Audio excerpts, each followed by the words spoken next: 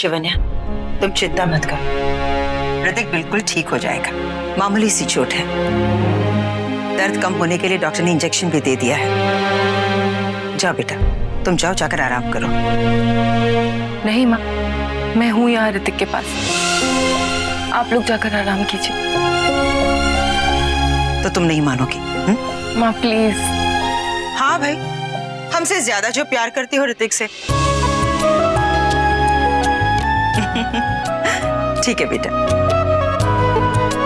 किसी भी चीज की जरूरत पड़े तो हमें बुला लेना।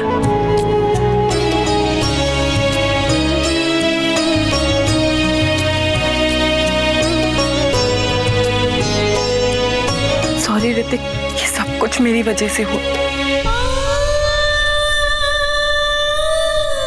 अरे उठना मत, आराम करो। तुम कौन हो? तुम? ऋतिक, मैं शिवन्या, तुम्हारी पत्नी, याद नहीं है?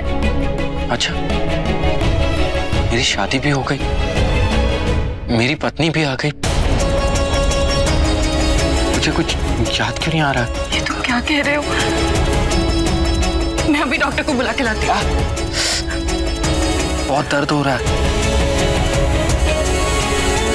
कहाँ? यहाँ। एक किस कर दो कि प्लीज? तुमने कहा ना तुम मेरी पत्नी हो, सब कुछ ठीक हो जाएगा। मजाक कर रहे हो? बीमार पति को मार रही हो, पति को चोट लगी है, वो तो मैं फिसल गया। और फिसले इसलिए क्योंकि मेरे पीछे पीछे आए? तुम्हारे पीछे आया इसीलिए तो फिसल गया।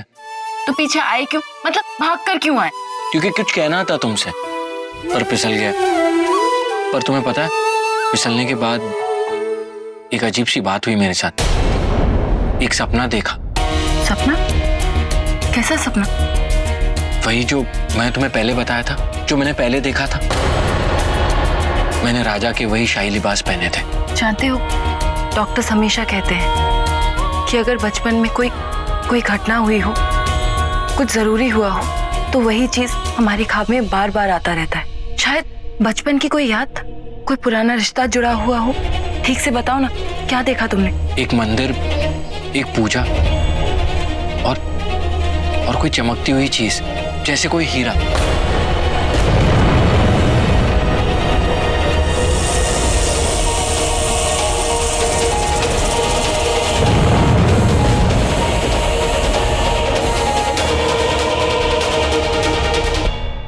मणि। मनी? पैसे की बात नहीं कर रहा हूं मैं, कोई चमकती हुई चीज जो हजारों लाखों हीरो की रोशनी थी, उसे मणि कहते हैं। मुझे नहीं पता उसे क्या कहते हैं। अरे वो क्या होता है? अगर तुम उसे मणि कहना चाहती हो तो मणि बुला लो। मैंने तो असली में मणि कभी देखा नहीं, तो मुझे नहीं पता। पर बार बार मेरे सपने में आता है। और एक और चीज, और एक आवाज भी आती है, तुम्हें आना होगा, तुम्हें आना होगा। पता नहीं मुझे कहाँ जाना है, ऐसा लगता है जैसे कोई मुझे बुला रहा है। तुम्हें आना होगा, इस मणि को बचाने तुम्हें आना होगा। ये मणि कहीं नहीं जा सकती, इस मणि को बचाने तुम्हें आना होगा। हो ना हो, ऋतिक का नागमणि से कोई ना कोई जुड़ाव, कोई रिश्ता तो जरूर है। ऋतिक, तुम आराम करो, मैं तुम्हारे लिए सूप लेकर आती हूँ।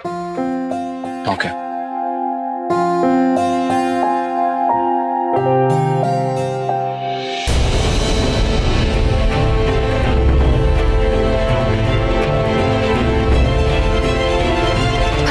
कोई भी इसी घर के किसी सदस्य को मारना चाहेगा? ऐसा नहीं लगता मुझे। तो कोई घर के अंदर आया है, बाहर का नया इंसान।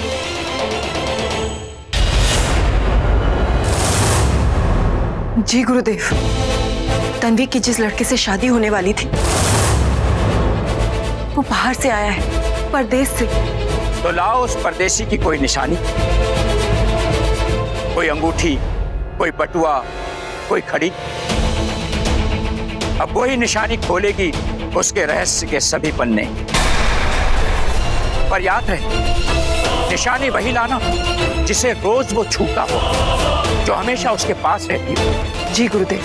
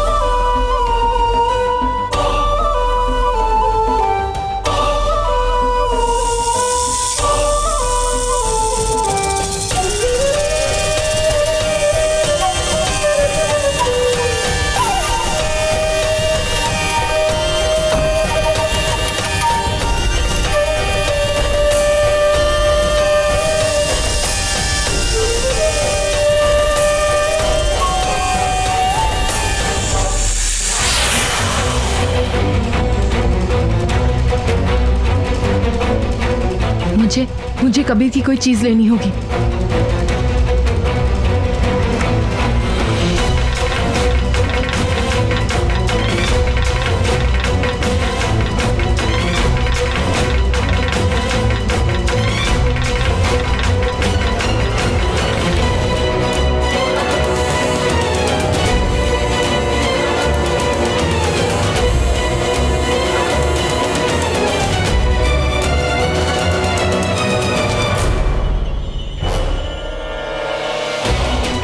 ये घड़ी ले जाती हूँ।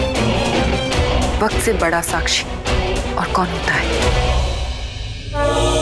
ओम नमः शिवाय, ओम नमः शिवाय, ओम नमः शिवाय, ओम नमः शिवाय, ओम नमः शिवाय, ओम नमः शिवाय। प्रणाम गुरुदेव। ये लीजिए कबीर की घड़ी। ये घड़ी ही वक्त बदलेगी उसका।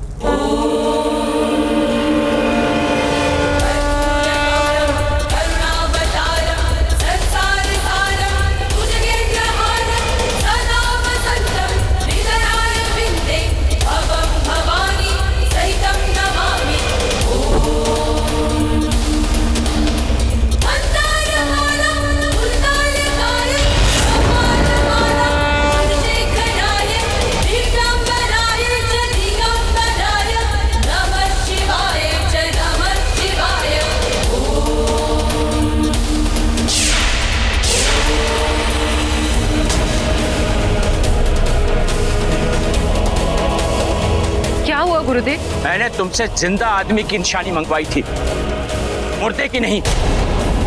मैंने कबीर की कोई चीज मंगवाई।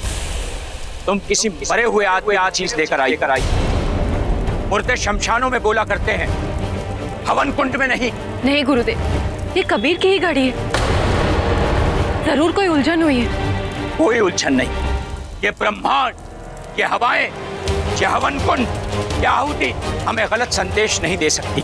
ये घड़ी किसी मरे हुए आदमी की है, किसी मुर्दे की। तो अपनी सिद्धियों से देखकर बताइए कि वो मरा हुआ इंसान कौन है।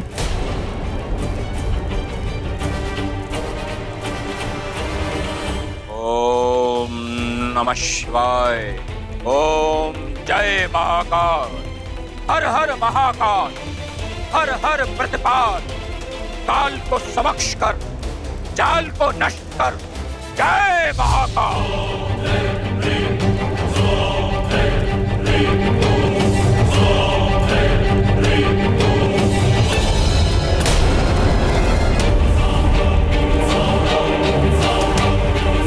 क्या तुम इस मुर्दा इंसान को जानती हो? नहीं, इसे तो मैंने कभी नहीं देखा। इसकी छवि आई है, यही वो परछाई है। हो ना हो इस मुर्दा इंसान का उस नेवले और कबीर से कोई ना कोई रिश्ता तो जरूर है। गुरुदेव, कोई रास्ता दिखाई, वो जगह, वो दशा, वो दिशा दिखाई जहाँ पर ये लाश है। मैं केवल इतना बता सकता हूँ कि ये लाश तुम्हारे घर से उत्तर दिशा की ओर जंगल में कहीं है। तुम उत्तर दिशा की ओर जाओ और उसका पता लगाओ।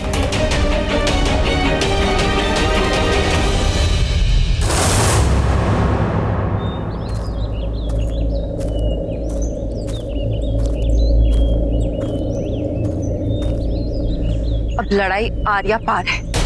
अब पता लगाना ही होगा कि यह कबीर ओबराय है कौन।